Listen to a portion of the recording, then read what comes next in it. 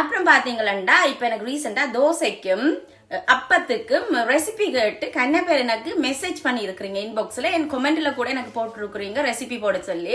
அப்பத்துக்கு வந்து ஒரு ஈஸியான முறை ஒன்று இருக்குது. ஈஸியாவே நீங்க குழைச்சி வைக்கலாம், கஷ்டப்பட தேவையில்லை. அது கண்டிப்பா நான் ஒரு கிழமைக்குள்ள உங்களுக்கு போடுறேன். நான் வாயால சொல்லலாம், அந்த அளவு முறை வாயால சொல்லலாம், அதை செஞ்சு காட்டிக்கல தான் உங்களுக்கு தெரியும். ஸோ அதுக்கு நான் வீடியோ செய்யணும். வீடியோ செஞ்சு போட்டு நான் அப்பத்தின் செய்முறையும் அதே மாதிரி தோசைக்கு வந்து என்ன அளவு போடுறேன், அதை கிறிஸ்பியா இருக்கிறதுக்கு என்ன அளவு போடுற அளவு தான் முக்கியம். எல்லாருக்குமே அடிச்சு மிக்ஸ் பண்ண தெரியும். அந்த என்ன அளவு போட்டு அந்த கிறிஸ்பி தன்மை வருமன்றதுக்கு அந்த அளவு முறை ஒரு வீடியோ செஞ்சு உங்களுக்கு அடுத்த கிழமை கண்டிப்பா போடுறேன்.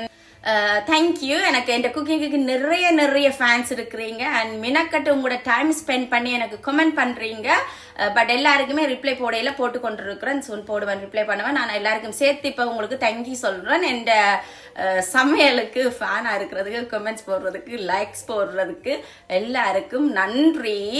அப்புறம் பாத்தீங்களாண்டா நேற்று கணக்க கேள்வி வந்துச்சு, நீங்க 1:30 மணி தியாலத்துல 8 கறி சமைச்சீங்களாண்டா, உண்மையா சமைச்சேன்னா நேற்று அப்பா வேணுமெண்டா சாட்சிக்கு கூப்பிட்டு வச்சு இதுல இருத்தி வச்சு நான் உங்களுக்கு சொல்ல வைக்கிறேன்.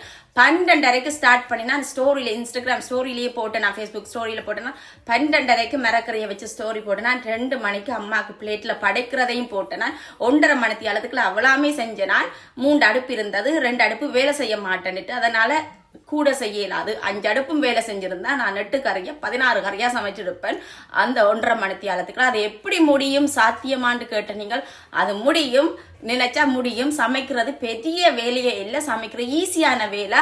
அது குயிக்கா சமைக்கணும். அதுக்கு சமைக்கிறதுக்கு மெத்தட் இருக்கு. நாங்கள் எப்படி சமைச்சா கெரியண்டு சமைக்கலாம், சுத்தி வளைச்சு கொண்டாந்து அடுப்புல வைக்கிறத விட ஸ்ட்ரெயிட்டா வச்சுட்டா டக்குன்னு முடியும். இது நாங்கள் ஒன்றாண்டா அடுத்துடலாம், தண்டி போட்டுட்டு கொண்டாந்து வச்சு அப்படி செய்யறதுக்கு தான் டைம் எடுக்கும்.